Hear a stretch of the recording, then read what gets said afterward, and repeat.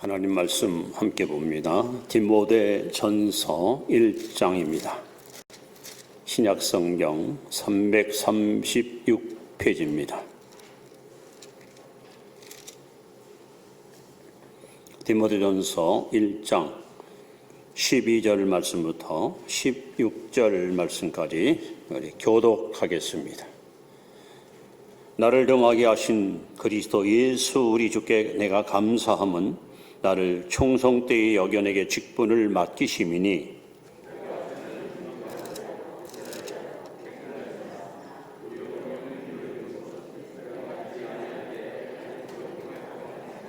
우리 주의 은혜가 그리스도 예수 안에 있는 믿음과 사랑과 함께 넘치도록 풍성하였도다.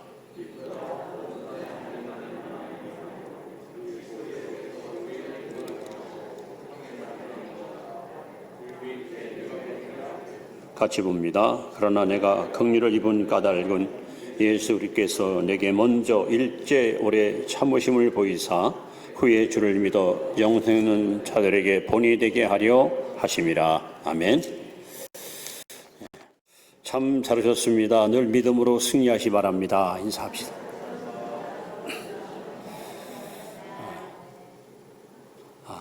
여러분들이 혹 안 믿는 사람한테 전도할 때 대개 이제 듣는 이야기가 있습니다. 예수 믿으세요, 교회 나오세요, 구원받으세요 하면은 전 죄가 많아서,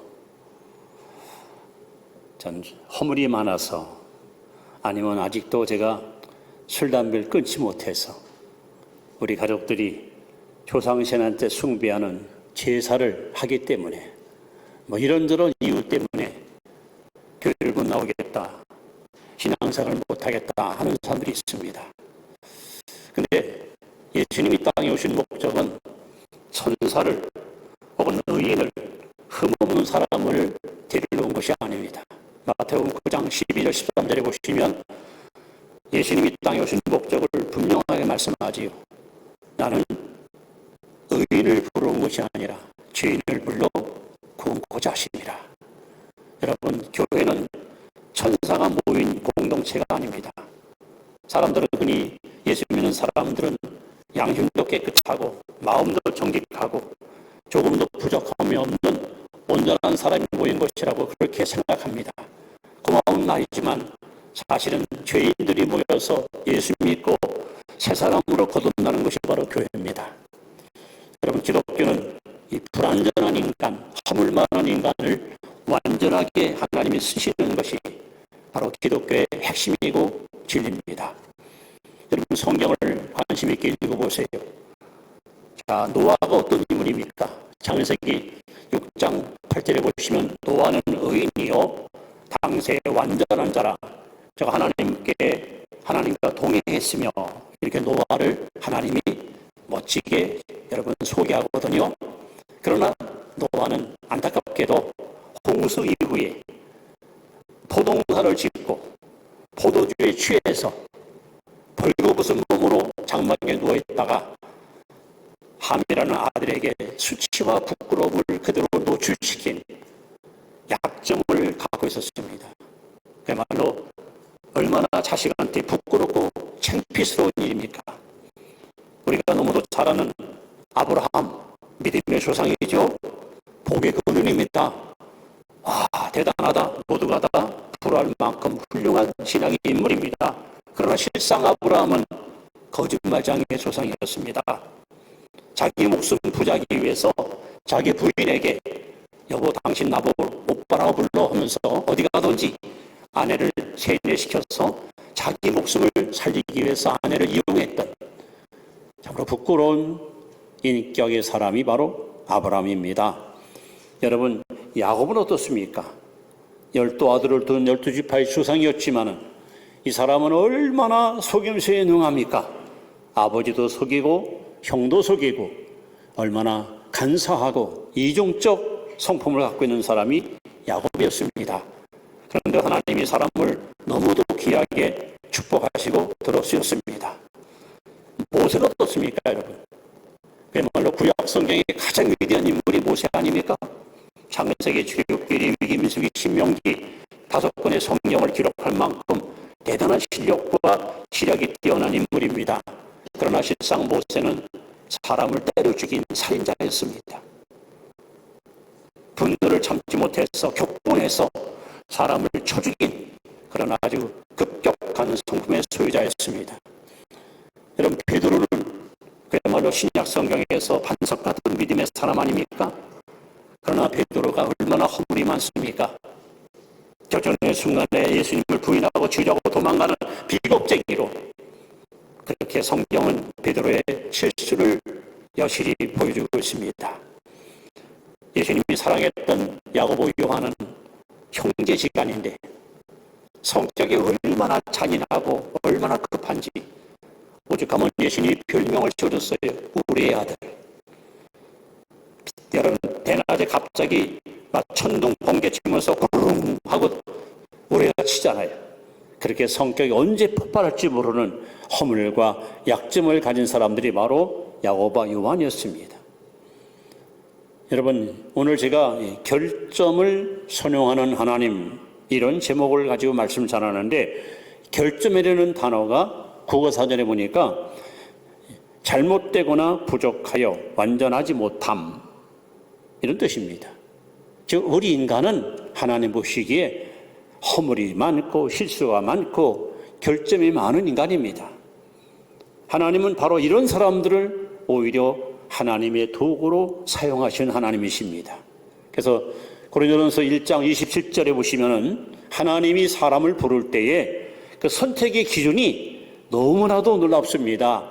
하나님은 세상에서 약한 자들을 택하사 강한 자를 부끄럽게 하시고, 미련한 것들을 택하사 지혜로운 자를 부끄럽게 하시며, 하나님 세상에서 없는 것들과 멸시받는 것들과 천한 것들을 택하사 있는 자를 피하시는 하나님이라 했습니다. 저도 여러분도 결점이 있습니다. 실수할 수 있습니다. 허물이 있습니다. 약점이 있습니다. 여러분, 이것 때문에 괴로워하거나 고민하지 마십시오. 오히려 하나님은 여러분의 결점을 선용하시는 좋으신 하나님인 줄을 믿습니다. 그렇다면 우리의 결점을 하나님 앞에 멋지게 쓰임받는 사람 되기 위해서 우리가 할 일이 뭐냐? 오늘 본문을 통해서 그 비결을 소개하려고 합니다. 여러분과 제가 비록 결점이 많지만, 실수가 많지만, 약점이 있지만 내가 하나님께 쓰임받을 수 있는 그 비결이 뭘까? 첫째는 자신의 결점을 받아들이시기 바랍니다. 자신의 결점을 받아들이라. 자, 오늘 15절 말씀을 같이 한번 보겠습니다.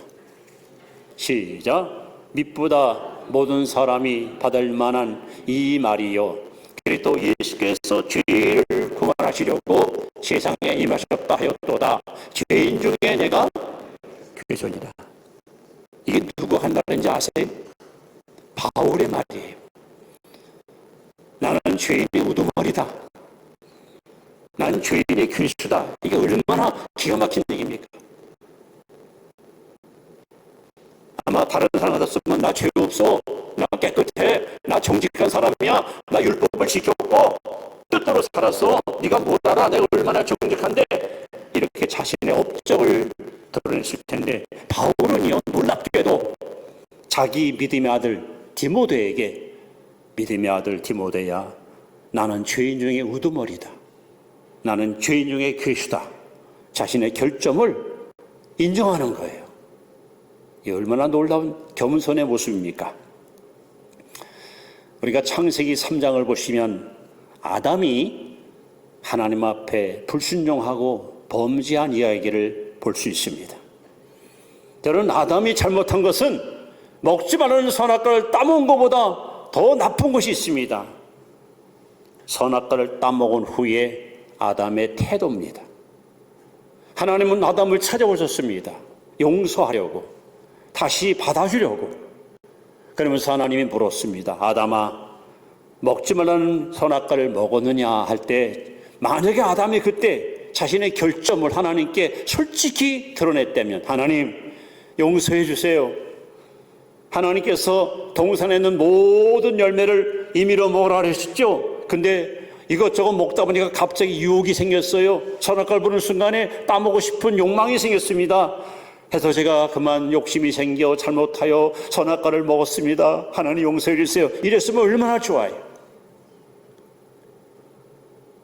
아담아 내가 먹었느냐 했더니 하나님이 주셔서 이 여자가 멀어서 먹었습니다. 하나님과 여자에게 핑계를 대고 책임을 전가하는 거예요. 자신의 결점을 인정하지 않고 감추려고 하고 오히려 나는 떳떳한데 나는 잘못 없는데 하나님이 이 여자를 줘가지고 하나님 때문에 이 여자 때문에 내가 선악과 먹었습니다. 이것이 바로 아담의 결정적인 잘못입니다. 여러분 가룟 유다는 어떻습니까? 우리가 복음서에 보시면 예수님께서는 가룟 유다에게 회개할 기회를 많이 줬어요. 가장 결정적인 사건은 마가다락방에서 있었던 사건입니다. 예수님이 떡과 포도주를 제자들에게 나눠주면서 슬픈 어조로 오늘 밤 너희들이 나를 떠나리라 했어요. 그러더니 갑자기 주님이 너희 중에 한 사람이 나를 팔리라 그랬습니다. 바로 가룟 유다를 보고 주님이 말씀한 거예요.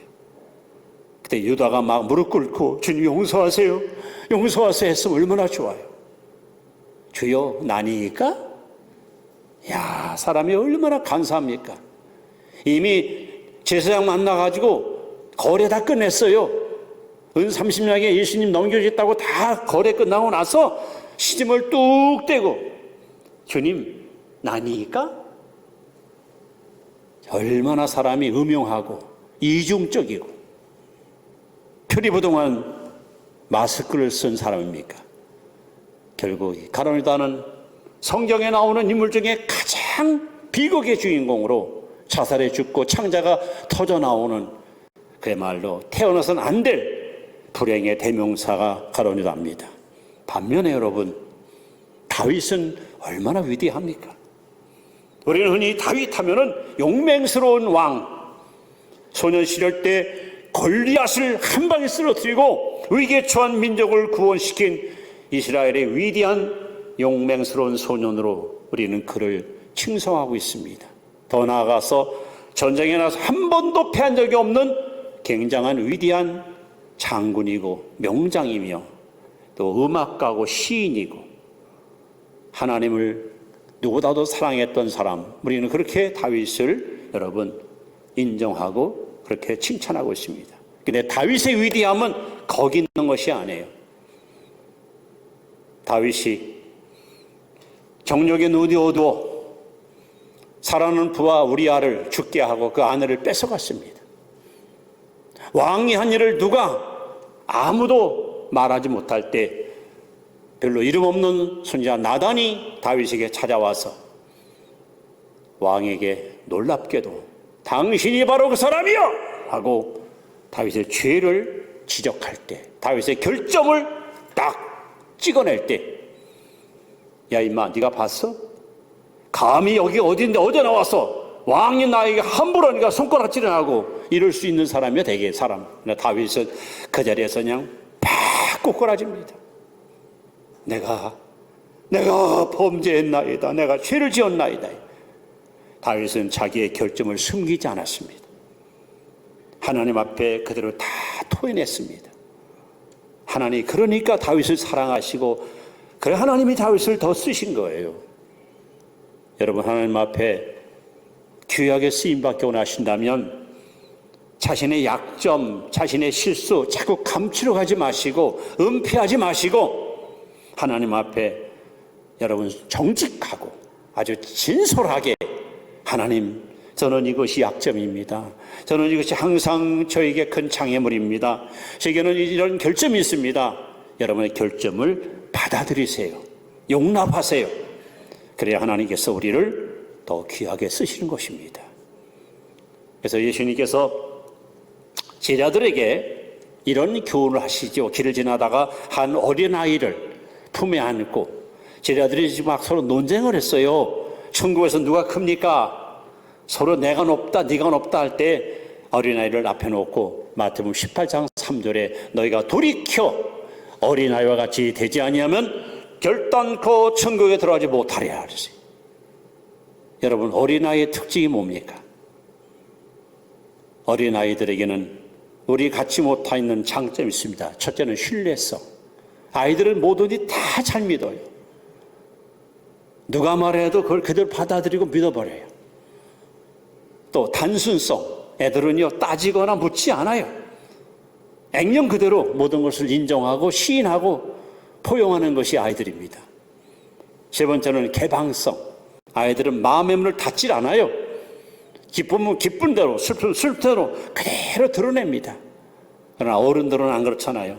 자신의 실적과 자신의 약점이 혹 알려질까봐, 노출될까봐 그걸 감싸는 일에, 그걸 감추는 일에 급급한 것이 우리의 모습 아닙니까? 여러분, 무슨 결점을 갖고 계십니까? 괴로워하지 마시고, 감출하지 마시고, 은폐하지 마시고, 여러분 자신의 결점을 받아들이세요. 오늘 바울을 보십시오. 믿음의 아들, 나이가 얼마나 차이가 나요. 그런데 디모데야, 네가 나를 존중하지, 너 나를 통해서 예수님을 배웠지, 그래 나는 너에게 스승이고 너의 기대랍이다. 그러나 네가 모르는 것이 하나 있고, 나는 죄인 중에 우두머리야, 나는 죄인 중에 괴수야. 바울은 자신의 결점을 감추지 않았습니다. 자신의 결점을 절대 속이지 않았습니다. 결점을 그대로 인정하고 시인하는 거예요. 그러니까 또 존경받는 거예요. 자, 두 번째, 우리가 하나님께 쓰임 많은 사람들이면 여러분 자신의 결점을 하나님께 맡겨야 됩니다. 자신의 결점 하나님께 맡기십시오. 자, 12절 말씀을 다시 한번 보겠습니다. 자, 시작. 나를 등하게 하신 그리스도 예수 우리 주께 내가 감사함은 나를 충성되이 여겨내게 직분을 맡기심이니. 바울은 자기 말대로 죄인 중에 괴수예요. 죄인의 우두머리입니다. 그런 그가 하나님께 자신의 결점을 딱 맡겼더니 하나님이 바울을 충성되이 여겨 천사가 허무할 귀한 직분을 맡기고 사명을 그에게 맡긴 거예요. 여러분, 이 시대를 이끌어가는 하나님의 사람으로 쓰임 받기 원하십니까? 그렇다면 여러분의 결정을 하나님께 맡기십시오. 이 땅의 모든 인생들은 미완성의 존재입니다. 완벽한 사람은 하나도 없습니다. 정도의 차이뿐이지 우리는 다 결점을 갖고 있습니다. 불완전한 존재. 그런 불완전한 존재인 내가 내 인생을 운전하려고 하면 많은 실수와 많은 부작용이 따라옵니다. 여러분의 결점을 하나님께 맡겨서 그 하나님이 여러분의 인생을 운전하게 되면 우리는 지금보다 훨씬 더 가치 있고 보람이 있고 의미 있는 인생을 살아갈 수가 있습니다. 그래서 로마서 6장 13절에 너의 몸을 의의 병기로 하나님께 드리라 그랬어요. 여기 의의 병기라는 말은 의의 도구 혹은 의의 악기 이렇게 써 있습니다. 자, 지난 금요일 날 피아노 조율을 2개만 했어요. 시간이 걸려서. 조율사가 와가지고 피아노를 저렇게 뜯어놓고는 저는 잘 몰랐거든요. 일단 교육관 딱 들어가더니 건조하군요. 이 건조하면 안 됩니다. 그래서 이 기호부터 따지더라고. 그러니 여기 그 발판을 놓고 올려놔야지 이대로 놓으면 이게 바닥에 뜨거워가지고 피아노가 이게 문제가 생깁니다. 나 엄청 요거도 먹었어요. 막 이것저것 막 왜 이렇게 했냐 저렇게 했냐. 나 그날 아주 죄송합니다. 시다버리는 터나라고 혼났어요. 옆에서 그냥 서빙하느라. 전문가 다 왔더니 건물 둘러봤더니 요 몇 제곱만 원 좀 내려앉고 밑에 거는 뭐 문제가 있으면서 너무 정확하게 다 찍어내가지고 세밀하게 몇 시간 동안을 그걸 그냥 조율하더라고요. 이렇게 전문성 있는 분이 건반을 두들기면요 아주 감동 어린 음악이 나오는 거예요. 한 번 딱 들으면 한 번만 더, 한 번만 더. 아무것도 모르는 사람의 피곤 앞에 가서 여러분 한번 두드려 보세요. 시끄러 치지 마. 아우 시끄러 그냥. 아우 정신없어. 정신 싸나고 막 이래요. 같은 악기라도 누가 연주하냐에 따라서 명곡이 감동으로 다가오려고 좋은 곡을 오히려 망쳐버릴 수 있습니다. 심지어 여러분 우리가 가끔 하는 자가요. 정말 운전을 잘하는 분들, 특히 제가 서울에서 시내버스 탈 때 운전 잘하시는 분들은요, 출발할 때, 설 때 이 몸에 유격이 없어요. 흔들림이 없어요. 가만히 쓰고 가만히 출발해요. 조금 좀 실력이 떨린 사람들은요, 막 그냥 몸이 흔들리고 말이죠. 약간 그냥 아찔한 생각이 들 정도로 좀 무용하게 운전을 합니다. 같은 기계라도 누가 타느냐에 따라서 편안한 여행길일 수 있고요. 저희 후배 목사님 한 분은 아주 그냥 그 스피드에 대한 그 욕심이 커가지고 그 차만 타면 무조건 120km 이상 달려야 돼요. 그 차에 다시 목사님들이 전부 손잡이 잡고 입에서 주여. 여러분 누가 차를 운전하냐에 따라서 편안하게 갈 수도 있고 불안하게 갈 수가 있습니다. 같은 음식이라도 누가 요리하느냐에 따라서 음식 맛이 달라요. 하나님은 저와 여러분에게 말씀합니다. 너의 몸을 하나님의 악기로 드리라는 거예요. 하나님이 제 인생을 연주해 주세요. 하나님 내 인생을 이끌어 주세요. 하나님이 내 인생의 운전대를 잡고 나를 데리고 가세요. 여러분의 결정을 하나님께 맡기면 하나님께서 여러분을 멋지게 여러분 이끌어가는 거예요. 바울이 그러잖아요. 나는 죄인에게 계시로 하고. 그런데 하나님께 맡겼더니 하나님 바울을 얼마나 멋지게 쓰셨어요. 바울이 가는 길마다, 바울이 지나간 곳마다 우상이 무너지고 죄인들이 회개하여 변화받고 교회가 세워지고 수많은 영혼들이 구원받고, 이 결점을 하나님께 드렸더니 오히려 하나님이 결점을 강점으로 바꿔서 그야말로 한 세계를 변화시키는 위대한 일꾼으로 하나님이 쓰지 않았습니까?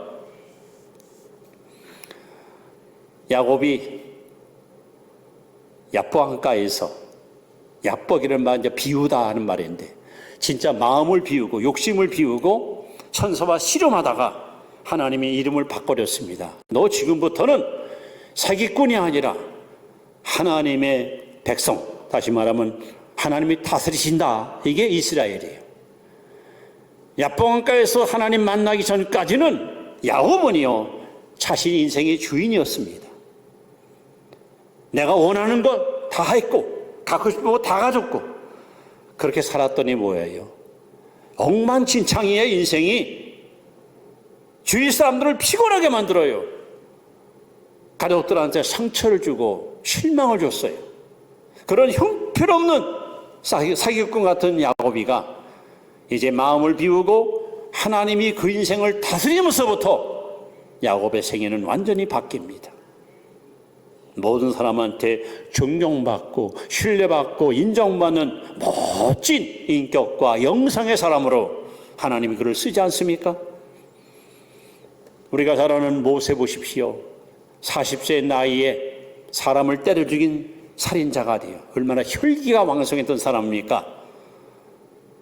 그런 그가 80세에 늙음하게 하나님이 모세를 딱 붙잡고 운전하는 거예요. 너 내가 이끄는 대로 따라만 와. 이제부터 내 인생은 내가 책임지마 하고 하나님이 모세를 붙들고 쓰니까 여러분 구약 역사에 그런 인물이 과연 나올까요?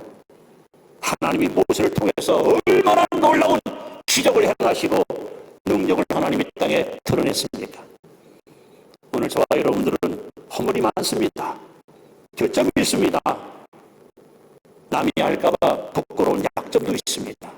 그러나 여러분 결점 하나님께 다 맡기면 하나님이 여러분의 결점을 보완하고 여러분의 허물을 덮으시고 여러분을 멋진 하나님의 사람으로 우리를 붙들어 쓰실 것입니다. 그래서 하나님은 저와 여러분에게 너의 몸을 하나님 앞에 드리려는 거예요. 하나님께 드리십시오. 하나님이 여러분의 인생을 운전하도록 운전대를 하나님께 맡기십시오. 그러면 여러분 틀림없이 여러분들은 귀한 성공의 주인공이 될 줄로 믿습니다.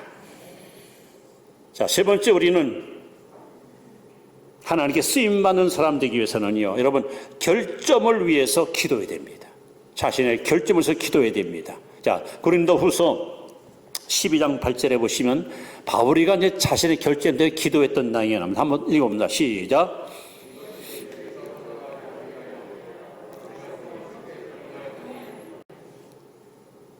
바울은 이제 자신의 결점, 이거 가지고 고민한 것이 하나님께 내놓고 기도했어요. 3번 기도했다고 써 있어요. 우리가 뭐 말하는 한 번, 두 번, 세 번 그 의미가 아니에요. 아마 제 생각으로는 한 40일 기도를 하면 3번 했던 것 같아요. 어떠서 이 문제를 놓고 굉장히 깊이 있게, 심도 있게 하나님께 기도했다는 겁니다. 그랬더니 하나님이 뭐라고 응답하신지 아세요? 그 9절에 보시면 내 은혜가 내게 족하도다. 결점을 놓고 기도했더니 하나님께서 족한 은혜를 부어줬어요. 족한 은혜. 그러니까 부족하지 않은 풍성한 은혜를 부어줬습니다. 여러분이 무슨 일 때문에, 어떤 결점 때문에 괴로워하시고 힘들어하십니까? 나는 다 좋은데 말이야. 이게 혈기가 문제야. 나는 다 좋은데 말이야. 진실하지 못해. 여러분, 그거 가지고 고민하지 마시고 하나님께 여러분 내놓고 구하세요. 우리 하나님께서는 여러분의 기도를 절대 거절치 아니하시고 여러분을 멋진 하나님의 사람으로 세워 가실 것입니다. 대개 사람들이 결점이 발견되거나 드러날 때 반응이 3가지로 보통 나타납니다. 첫째는 부정적인 반응이 있습니다. 난 어쩌다가 이 못된 성질 갖고 태어났나. 우리 부모님은 나에게 좋은 DNA를 좀 물려주지 이렇게 못된 거를 물려줘서 이렇게 자신의 결점 때문에 막 좌절하고 나는 고민하고 나중에는 막 실망하고 심지어는 자포자기하고 그래서 인생을 제대로 꿈도 펼쳐보지 못한 채 그대로 그냥 나락으로 떨어지는 불행한 사람이 있습니다.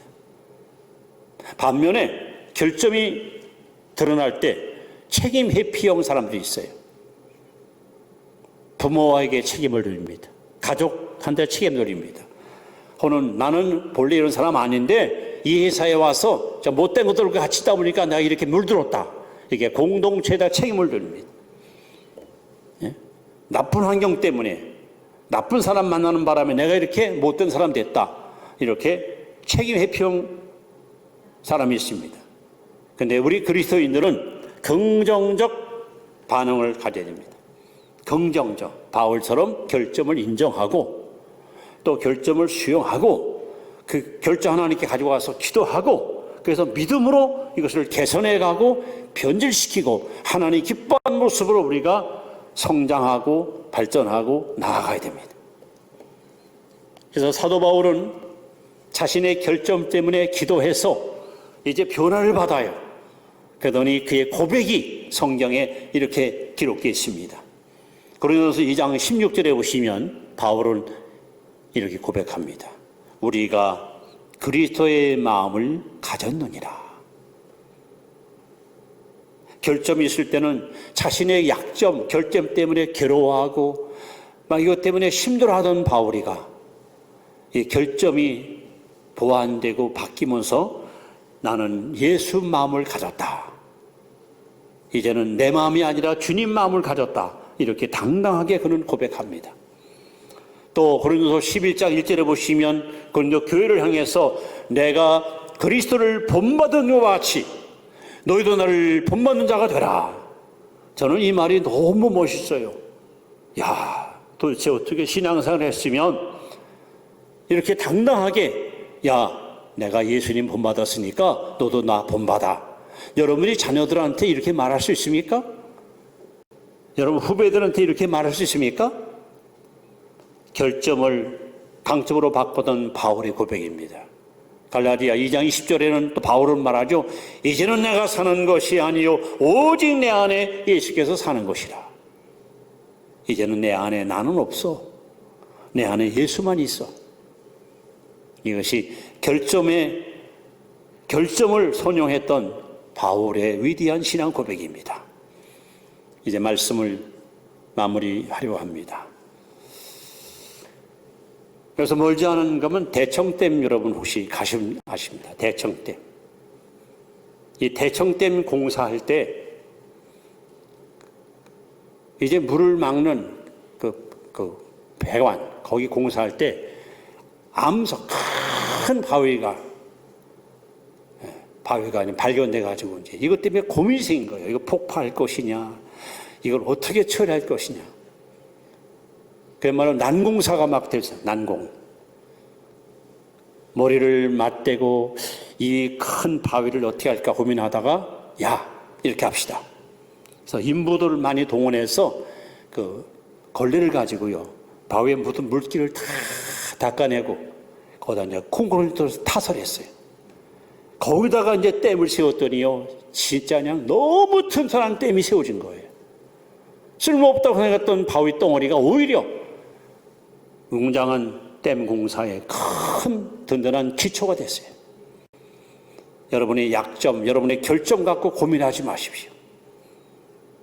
하나님 앞에 나와서 여러분의 결점을 받아들이고 여러분의 결점 하나님께 맡기고 하나님 앞에 이걸 놓고 기도하시면 하나님께서 저와 여러분들을 이 시대를 이끌어가는 위대한 하나님의 일꾼으로 여러분을 세워 쓰시고 이끌어 가실 것입니다.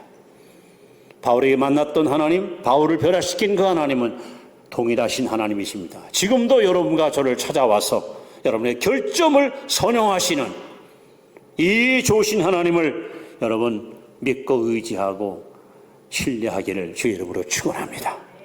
기도하겠습니다. 하나님 감사합니다.